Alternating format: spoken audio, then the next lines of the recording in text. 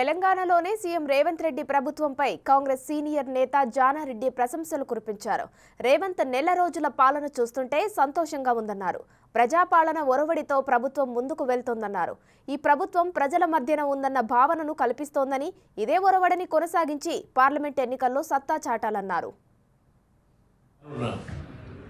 పార్లమెంటులో అత్యధిక స్థానాన్ని మొత్తంగా గెలుచుకోవడానికి కృషి చేయవలసిందిగా కాంగ్రెస్ పార్టీ నేతలకు, కార్యకర్తలకు ఇదే ఐకమత్యాన్ని కొనసాగిస్తూ సమిష్టి నాయకత్వాన్ని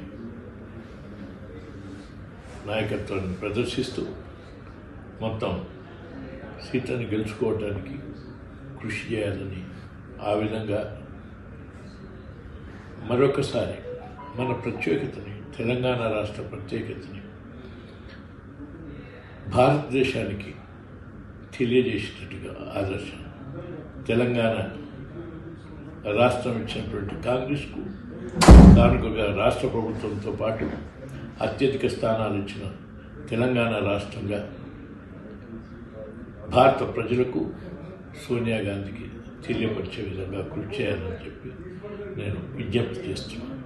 నెల రోజుల పాలనలో ఆ జరిగినటువంటి యొక్క పరిస్థితుల్ని తెలియపరుస్తూ, ఆ పరిస్థితులను అధిగమించడానికి అవసరమైనటువంటి చర్యలు తీసుకోవాలని ఆలోచిస్తూ, ఆ తర్వాత ఇచ్చిన హామీలను నిలబెట్టేందుకు రాత్రింబవళ్ళు కసరత్తు చేస్తూ ఇది ప్రజల మధ్యలో ఉండే పాలనగా భావించే విధంగా ప్రయత్నం చేస్తున్నారు అని నేను భావిస్తున్నాను.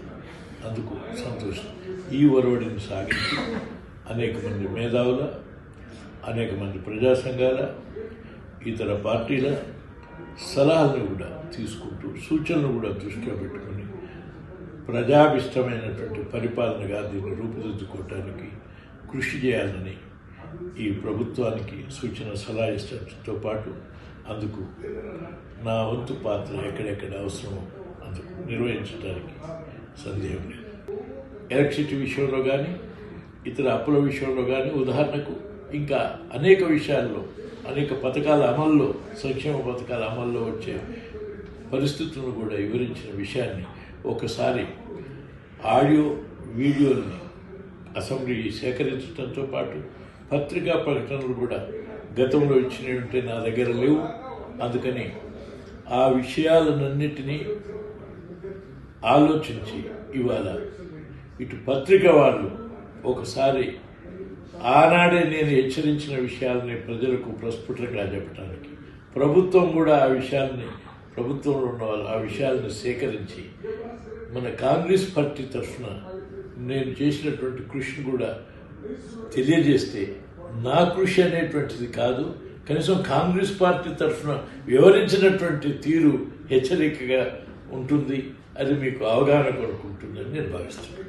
నేను కూడా ఒక కార్యకర్తగా పనిచేయాలి. నేను పెద్ద నాయకత్వం వహించిన ఇప్పుడు ఒక కార్యకర్త స్థాయిలోనే పనిచేసి మీకు చాలా ఇది ఒక కార్యకర్త పనిచేయవలసినటువంటి తీరు నన్ను చూసి ఆదర్శంగా ఉండే విధంగా ప్రయత్నం చేయాలని నా ఉద్దేశం.